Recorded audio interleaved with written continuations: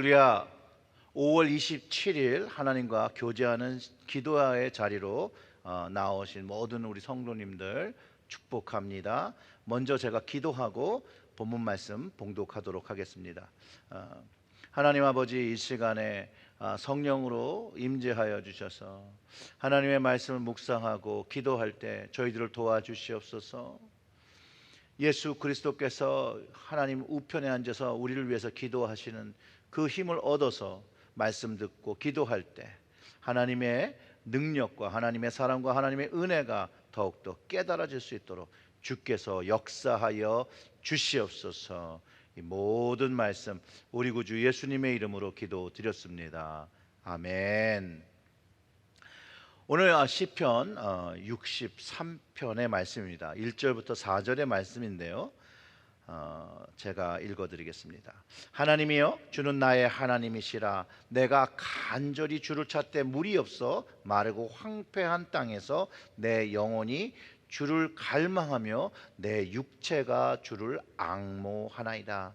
내가 주의 권능과 영광을 보기 위하여 이와 같이 성소에서 주를 바라보았나이다. 주의 인자하심이 생명보다 나음으로 내 입술이 주를 찬양할 것이라. 이러므로 나의 평생에 주를 송축하며 주의 이름으로 말미암아 나의 손을 들리이다. 아멘. 시편 63편의 저자는 다윗 왕입니다. 그 제목의 내용처럼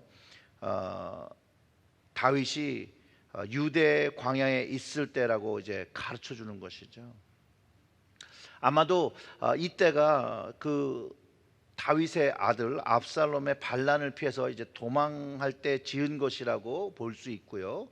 예루살렘을 떠나 유대 광야로 쫓겨가는 그 무리, 그 무리들과 함께 보여지는 것이라고 봅니다.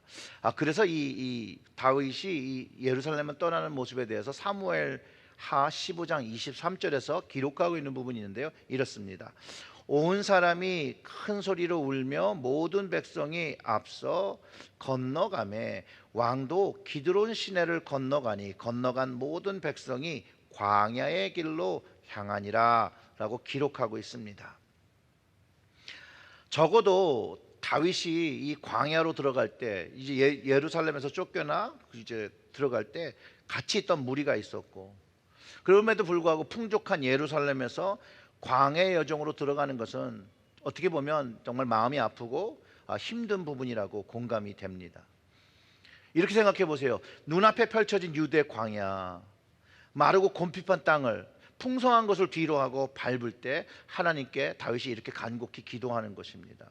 하나님이여, 주는 나의 하나님이시라. 내가 간절히 주를 찾되 물이 없어 마르고 황폐한 땅에서 내 영혼이 주를 갈망하며 내 육체가 주를 앙모하나이다 라고 고백하며 자기가 처한 처지에서 지금 이 순간 의지할 분이 하나님밖에 없음을 명확하게 하고 있다는 것이에요. 다윗이 사랑했던 그 아들, 또 신뢰하던 그 신하, 그 배신으로 상처받은 이 다윗이 자신의 눈앞에 펼쳐지는 그 모습, 물이 없고 마르고 황폐한 광야에서 하나님을 간절히 찾고 또 찾는다라고 고백하는 것이라는 거예요. 그래서 거기서 하나님을 부르는데 천지를 창조하신 엘로힘의 하나님이 나의 하나님이라고 고백하며 이런 마른 땅과 광야에서 창조의 하나님을 바라보며 이 창조의 하나님께서 나를 돌보시라고, 전능하신 하나님께서 자신을 도우실 거라는 강한 믿음을 선포하며 자신의 하나님께 자신의 영혼으로부터 몸까지 자신의 전체를 모두가 하나님을 갈망한다고, 앙모한다라고 고백하는 것이에요. 자신의 그 내적인 영, 그 육체의 마디마디들, 그 뼈들 모두가 하나님을 앙모한다고 하니 얼마나 간절히 하나님을 찾았는지 그 모습을 이제 우리가 그려볼 수 있다는 거예요. 그리고 하나님을 찾음이 타는 목마름에서 물을 찾는 것 같다라고 하나님만이 생명되어짐을 고백하는 것이라는 거예요. 자신의 육체가 주님을 앙모한다는 그 고백은 사실 막연한 염원이 아니에요. 하나님께 깊은 관심을 가지고 열정적으로 하나님을 바라보고 있음을 가르쳐주고 있어요. 얼마나 다윗이 하나님을 애타게 찾고 만나기를 원했는지 그 2절의 말씀이 내가 주의 권능과 영광을 보기 위해서 이와 같이 성소에서 주를 바라보았나이다. 다윗이 성소를 바라보는 이유가 개인적인 감정의 그 위안과 만족이 아니라 그가 찾았던 건 하나님의 영광과 권능을 보기 원했다라고 밝히고 있는 것이죠. 많은 사람들이 성소에서 주를 찾는 것은 개인적인 위안, 만족, 자기 문제, 자기 부족함을 채우려고 하나님의 성소를 바라보는데 자신은 그렇지 않다라는 거예요. 자신이 원하는 것은 그것이 아니라 하나님의 영광을 보는 곳으로 자신의 갈급한 것을 채우고 싶다라고 고백하고 있다라는 거예요. 왜냐하면 하나님의 영광과 권능만이 이 광야에서 방황하는 자신을 새롭게 할 수 있는 힘이고 능력이라는 것을 그가 알았기 때문이에요. 하나님께서 무엇인가를 해주셔서가 아니라 자신과 하나님과의 관계가 회복되어져야 하나님의 영광의 임재를 경험한다라고 고백하고 있다는 의미로 이해하면 됩니다. 다윗이 그래서 왕위를 다시 돌려달라고 기도한 것이 아니에요. 하나님의 임재와 영광을 경험한 다윗이 구할 수 있는 기도라고 저는 확신을 합니다. 그리고 이게 지금 예가 될지 모르겠지만 베드로가 예수님의 그 높은 산에서 변화되시는 모습을 목격하면서 그 역시 이 땅에서 하나님의 영광과 그 능력을 경험한 순간이었는데, 그때 그가 고백한 것은 세상의 모든 것을 등지고 주님을 위하여, 모세를 위하여, 엘리야를 위하여 초막을 짓고 거기서 자신이 살겠다라고, 하나님의 임재가 너무 좋아서 그가 구했던 요청이었다는 걸 알 수 있죠. 다윗은 예배를 통하여 하나님과의 만남을 가졌고요, 그 하나님께 드리는 제사에서 하나님의 임재를 경험한 사람이에요. 그래서 하나님의 영광과 하나님의 그 임재가 내가 지금 걸어가려고 하는 그 광야의 땅에서도 경험되어지고 그것을 통해서 자신의 삶이 세워질 수 있다는 걸 확신하면서 고백하는 것이에요. 그래서 그가 이렇게 고백하는 거예요. 그 하나님의 영광과 임재 안에서 경험했던 것은 주의 인자하심이 생명보다 나음으로 내 입술이 주를 찬양할 것이라, 이렇게 고백한다는 것이에요. 주의 인자하심이 하나님께서 베푸시는 은혜를 말하는 거잖아요. 조건 없이 자신을 사랑하여 주시고 은혜를 베푸시는 그 하나님의 자비를 의미하는데, 그것이 내가 가진 지금 생명보다 더 낫다라는 거예요. 즉 생명보다 더 큰 가치를 갖고 있다라고 고백하고 있는 것이에요. 그 최고의 가치를 가지고 있기 때문에 그 어떤 것보다 중요한, 생명보다 중요하게 여기기 때문에 내가 그 하나님을 내 입술로 주님을 찬양한다라고 고백하고 있다라는 것이에요. 즉 생사화복을 주관하시는 하나님이 피조물인 자신이 존재하는 이유인 것을 철저하게 고백하고 그 우선순위를 세우고 있다는 거예요. 이사야 선지자도 우리의 지음 받음이 하나님의 찬송을 위해서 지어진 것을 가르쳐 주었잖아요. 사실 우리 목적의, 피조물의 존재의 목적이 하나님을 찬양하는 목적으로 지음을 받은 거예요.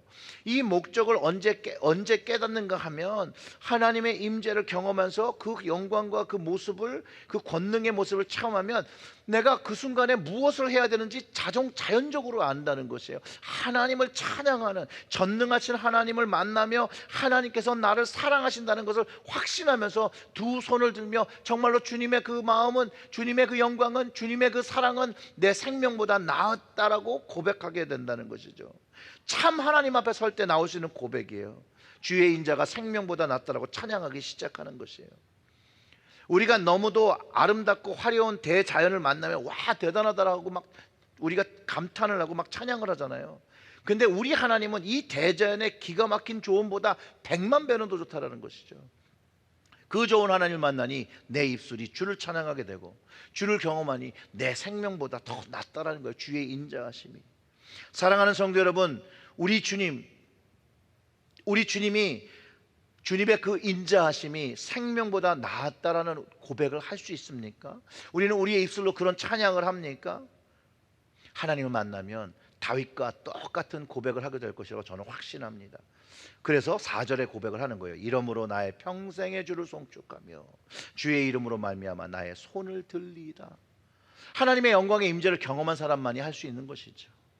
내 평생의 주를 송축한다라고 약속할 수 있는 건 그 주님의 인자하신 그 임재 안에서, 그 권능 안에서 경험됐기 때문에, 그것을 알기 때문에 내 평생을 들여 하나님을 송축할 것이라고 약속한다라는 것이에요. 우리가 하나님을 축복할 존재도 아닌데 송축하는 거예요. 송축한다는 표현을 쓰는 거예요. 여기서 송축이란 의미는 사실 축복한다는 의미로 해석하기보다는 경배드린다, 예배드린다라고 이해하는 것이에요. 하나님께, 하나님 이제부터 내 성평생을 들여 하나님을 예배하겠습니다, 하나님을 경배하겠습니다 라고 약속한다는 것이에요. 그리고 여기서 손을 든다는 표현은 기도한다는 표현이에요. 하나님을 찬양하고 기도한다는 것. 유대인들이 양손을 펴고 기도합니다. 손바닥을 하늘에 펴고 기도했습니다.